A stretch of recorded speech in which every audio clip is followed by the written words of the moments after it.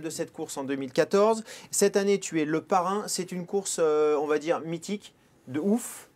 Je te laisse donner les chiffres qui correspondent à cette course, des chiffres qui sont assez impressionnants. Ouais, c'est une course qui a vocation à être la plus difficile au monde.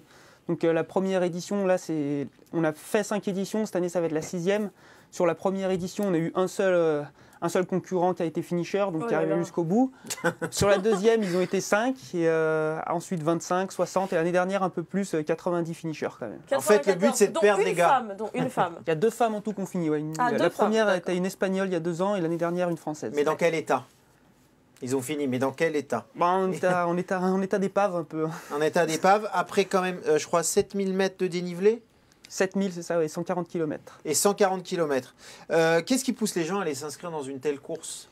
Avant tout, repousser leurs limites, se tester. C'est un peu la tendance actuelle, comme les ultramarathons, les ultra-trails en course à pied, comme l'UTMB qui n'est pas loin de chez nous, duquel on s'est inspiré. C'est une course contre soi-même. Ouais, c'est ça, c'est un défi, quoi. Voilà, c'est un défi que les gens se fixent et ils veulent avant tout arriver jusqu'au bout et se prouver qu'ils peuvent terminer la course la plus dure au monde. En fait, ils veulent même pas gagner. Enfin, l'objectif, c'est même pas de faire 3e ou 2e, c'est de finir déjà. Pour la plupart, il y a quand même une course qui se joue devant pour la victoire et pour le podium, mais la plupart des participants ont pour unique but de terminer. Ouais, comme parfois les Ironman ou même les marathons, les gens participent, ils disent je l'ai ça. fait, et voilà.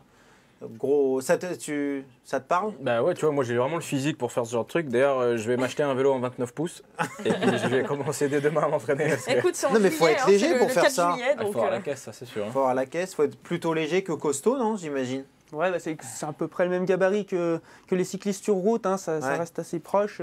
C'est des épreuves d'endurance, donc... c'est pas fait pour les petits trapus du slopestyle. Il a roulé 70 km à Wings for Life. Hein 73. J'ai fait les 3 km sous la flotte.